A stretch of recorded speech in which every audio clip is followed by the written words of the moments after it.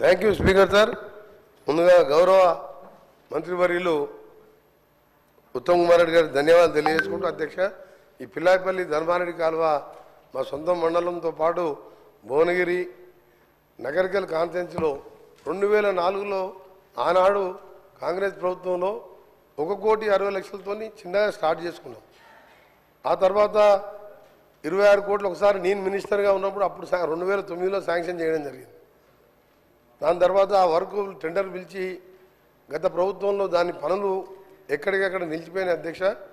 నేను అదే మంత్రిగా వారిని కృతజ్ఞత తెలియజేసుకుంటూ నేను ఒకటే కోరుతున్నా, ఇది హైదరాబాద్కి వెళ్ళి వచ్చే డ్రైనేజ్ వేస్ట్ వాటర్ అయినా మా ప్రజలకు వేరే ఆల్టర్నేట్ లేదు. ఇరిగేషన్ వ్యవసాయం చేసుకోవాలంటే కొండపోచమ్మకి వెళ్ళి బస్వాపూర్కి వెళ్ళి అక్కడికి వెళ్ళి చిట్యాల వరకు అలైన్మెంట్ ఫిక్స్ చేసిండ్రు. ఇటు గుండ్రాంపల్లికి వెళ్ళి చౌటుప్పలు దాని ఇది కొండపోచమ్మకి ఆగిపోయింది, బస్వాపూర్ నింపలే. అది వస్తే మాకు గోదావరి నీళ్ళు వచ్చాయి అని మా పరిస్థితి ఏంటంటే ఈ మూసి డ్రైనేజ్ నీళ్ళతోనే వ్యవసాయం చేసుకొని పండిన పంటలు తినే పరిస్థితి లేదు, బయట అమ్ముకొని మళ్ళా వేరే మార్కెట్లో కొనుక్కొచ్చుకొని తినే పరిస్థితి మా మూసి పరిస్థితి. ఆ మూసి నీళ్ళ కోసమే ఇంత పోరాటం చేసాం. కానీ ఈరోజు గౌరవ ముఖ్యమంత్రి గారు మూసి దాన్ని ట్రీట్మెంట్ చేసి దాన్ని చేస్తున్నాడు, అదొక సంతోషకరమైన వార్త. మా దగ్గర భూగర్భ జలాలు ఎక్కడ బోర్ వేసినా 1000 ఫీట్లు వేయాలి, వేస్తే ఎల్లో కలర్ వాటర్ వస్తుంది అధ్యక్ష.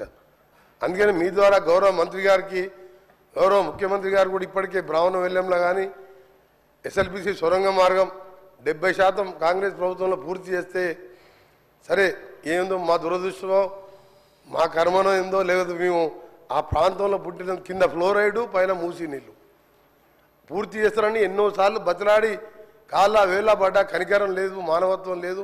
సొరంగాన్ని పండబెట్టిను బ్రాహ్మణ వెల్లంలో ఈ 11 నెలలనే మరి మీ మంత్రి గారు డిప్యూటీ సీఎం గారు సీఎం గారు వచ్చి నీళ్లు వదిలిపెట్టాను. 2 డేస్ బ్యాకే 37 crores ల్యాండ్ ఎక్విజిషన్ కూడా రిలీజ్ చేసిండ్రు. నెక్స్ట్ వీక్ మళ్ళీ ఒక 35 కోట్లు ఇచ్చి లెఫ్ట్ కెనాల్ ఆ తర్వాత రైట్ కెనాల్ కూడా పూర్తి చేస్తామని మంత్రులందరూ కూడా హామీ ఇచ్చిన అధ్యక్ష.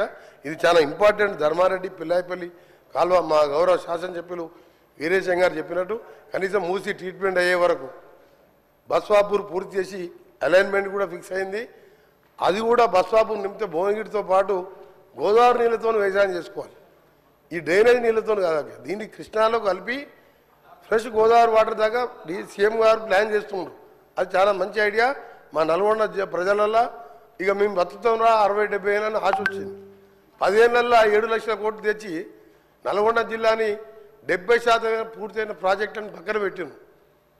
అందుకని ప్రజలు కూడా మన ఎన్నికల్లో సరిపోయిన బుద్ధి చెప్పి ఎక్కడ డిఫెక్ట్ రాలే, ఒక్క దగ్గర 2-3 వేలతోని ఏకలింగం గెలిచిండు తప్ప. అందుకని మాకు అందరూ 60-70 వేలతో గెలిచినాం, 60-70 వేలతో గెలిచినాం అధ్యక్ష, 60-70 వేలతో గెలిచినాం. ఎందుకు గెలిచినాం అంటే సార్ కరెక్ట్ వాస్తవాలు చెప్పాలి సార్. 60-70 వేలతో ప్రతి ఎమ్మెల్యే నామినేషన్ వేస్తే 60-70 వేలతో గెలిచినాం. నల్గొండ పార్లమెంట్ సభ్యుడు భారతదేశంలో సౌత్ ఇండియాలో 5,75,000 ఓట్లతో గెలిచిందంటే మా ప్రజలు గత ప్రభుత్వం మీద ఎంత కసిగా ఉన్నారో అది ఎగ్జాంపుల్ సార్ దగ్గర. అందుకనే మీ ద్వారా మా మంత్రి గారిని ఫైనాన్స్ మినిస్టర్ గారిని గౌరవ ముఖ్యమంత్రి గారిని గ్రీన్ ఛానల్లో నల్గొండ జిల్లా అంటే ప్రపంచ పటంలో ఫ్లోరైడ్ నీళ్లు మూసీ నీళ్లతో దుర్భర పరిస్థితుల్లో బతుకుతున్న జిల్లా. మీ ద్వారా వీళ్ళందరికీ రిక్వెస్ట్ చేస్తున్నా, మా మంత్రులందరూ కూడా సహకరించండి. 40 లక్షల మంది మా ప్రజల జీవితాలను కాపాడాలని పిల్లాయిపల్లి ధర్మారెడ్డితో పాటు గోదావరి నీళ్లు గంధమల్ల ప్రాజెక్టు పైన మల్లన్న సాగర్ నిండా కడుపు నిండా 50 TMC నీళ్లు దాచిపెట్టుకున్న అధ్యక్ష. 20,000 పెట్టి రిజర్వాయర్ కట్టిండు. ఒక్క స్లూస్ పెడితే గంధమల్ల కడితే అధ్యక్ష, నేను రైతుల గురించి మాట్లాడుతున్నా. గంధమల్ల రిజర్వాయర్ ఇట్లా గంధమల్ల రిజర్వాయర్ ఒక 3 నెలల పని అధ్యక్ష. టెండర్లు పిలిచిండు గంధమల్ల రిజర్వాయర్ టెండర్లు పిలిచి టెండర్లు క్యాన్సిల్ చేసిండు. సింగూరుకు 4,000 కోట్లు పైకి తీసుకుపోతుంటారు. మేమేం పాపం చేసినాం నల్గొండ జిల్లా వాళ్ళం?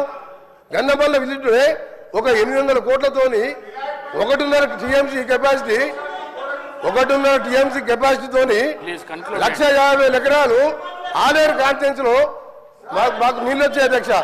దయచేసి మీ ద్వారా మీ ద్వారా మా మంత్రులందరికీ, గౌరవ ముఖ్యమంత్రి గారికి, డిప్యూటీ సీఎం గారికి, ఉత్తమ్ కుమార్ రెడ్డి గారికి, మిగతా మంత్రులు సహకరించి మా జిల్లాకు అందరూ అండగా ఉండాలని చేతులెత్తి నమస్కరిస్తూ మీకు ధన్యవాదాలు తెలియజేస్తున్నాం అధ్యక్ష.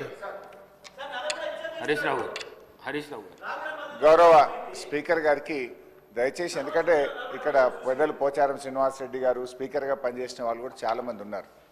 Cabinet is a collective decision. నేను చాలా సంవత్సరాల నుంచి సభలో ఉన్న తప్ప మంత్రి లేచి ఇంకొక మంత్రిని ప్రశ్నలు అడిగేటువంటి సంస్కృతి ఉండదు. బికాజ్ క్యాబినెట్ అనేది ఒక కలెక్టివ్ డెసిషన్. మంత్రి అనేది ఒక పోర్ట్ఫోలియో చూసినా అన్ని శాఖలకు సమానమైనటువంటి బాధ్యతను మంత్రి కలిగి ఉంటాడు.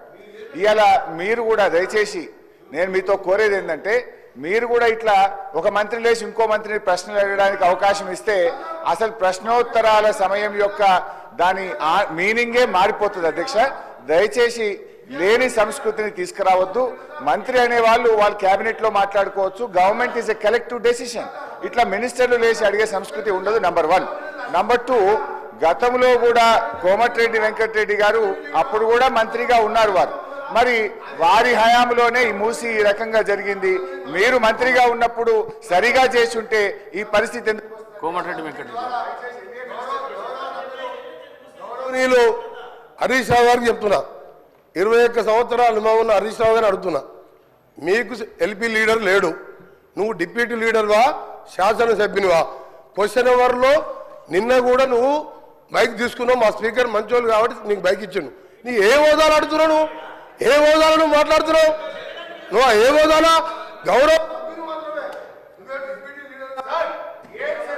సార్ ఒక నిమిషం సార్, చాలా ఇంపార్టెంట్ ఇది ఫర్ ఎవర్. తెలంగాణ ప్రజలకు తెలవాలి సార్. తెలంగాణ ప్రజలకు తెలవాలి. తెలంగాణ ప్రజలకు ప్రతిపక్ష నాయకుడు సంవత్సర కాలంగా సభకు రాకపోవడం ఈ సభనే కాదు, తెలంగాణ ప్రజలని అవమానపరిచినట్టుగా ప్రజలందరూ అనుకుంటారు అధ్యక్ష. ఈయన డిప్యూటీ లీడర్ సార్, ఈయన కార్యవర్గం ఏర్పాటు చేసినా ప్రతిసారి ఈయన గెలిపిస్తున్నాము అంటే మిమ్మల్ని అంటలేడు, ఆయన అడిగే హక్కు లేదు, ఆయన మామూలు ఎమ్మెల్యే మాత్రమే. అందుకనే గౌరవ చెప్తున్నా, నా బాధతోని నల్గొండ ప్రజల కడుపులో ఆవేదన, ఫ్లోరైడ్ మూసి నీళ్లు చచ్చిపోతున్నారు సార్. ప్రజలు పేదవాళ్ళు, డబ్బున్న వాళ్ళు హైదరాబాద్కి వచ్చిండు, డబ్బు లేని దళితులు, గిరిజనులు నల్గొండలు చచ్చిపోతున్నారు. అంత కనికరం లేదు సార్ వీళ్లకు. ఎస్ఎల్బిసి సొరంగం 70% పూర్తి చేశాం. ఇరిగేషన్ మినిస్టర్గా ఉండి ఒక్కసారి సొరంగం రాలే. ఆయన నల్గొండ గురించి కానీ నా గురించి మరి మాట్లాడే హక్కు లేదు అధ్యక్ష. ఆయన ఒక గౌరవ శాసనం చెప్పుడు మాత్రమే, డిప్యూటీ లీడర్ కాదు, సిఎల్పి సెక్రటరీ కాదు, లీడర్ లేడు వాళ్లకు. వాళ్ళ సార్ మాట్లాడేది.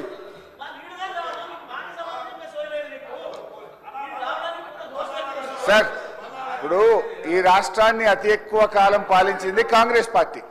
ఇవాళ మూసీలో ఇవాళ నల్గొండ జిల్లా ప్రజలు ఏదైనా బాధపడుతున్నారంటే దానికి ప్రథమ ముద్దాయి కాంగ్రెస్ పార్టీయే. ఎందుకంటే ఈ రాష్ట్రాన్ని ఎక్కువ రోజులు పాలించిందే కాంగ్రెస్ పార్టీ. మీరేం చేసిందని మమ్మల్ని మాట్లాడుతున్నారు. ఎస్ఆర్ఎస్పీ స్టేజ్ 2 పనులు పూర్తి చేసి కాళేశ్వరం జలాలను నల్లగొండ జిల్లా తుంగతుర్తి, సూర్యాపేట, కోదాడ ప్రజలకు అందించిన పార్టీ బీఆర్ఎస్ పార్టీ అధ్యక్ష. అనవసరంగా ఒకరోజు చర్చ పెడదామంటే పెట్టండి. కాంగ్రెస్ పాలన ఏం చేసిందో మేమేం చేసాము. జరుగుతున్నది క్వశ్చన్ అవరు. క్వశ్చన్కు సూటిగా ప్రశ్నకు ఆన్సర్ జరిగితే 10 ప్రశ్నలు వచ్చేటువంటి అవకాశం ఉంటుంది. ప్రతిరోజు 3 ప్రశ్నలకు 4 ప్రశ్నలకే సభ పోతుంది కనుక దయచేసి మీరు ఒక్కొక్క ప్రశ్నను సూటిగా ప్రశ్న సమాధానం చెప్పేట్టు చూడండి. మంత్రులు లేసి రాజకీయ ప్రసంగాలు చేస్తే మేము ఇంటరప్ట్ చేయాల్సి వస్తుంది. దానికి అవకాశం ఇవ్వద్దని మిమ్మల్ని కోరుతున్నాం. గౌరవ సభ్యులు థ్యాంక్ యూ సార్.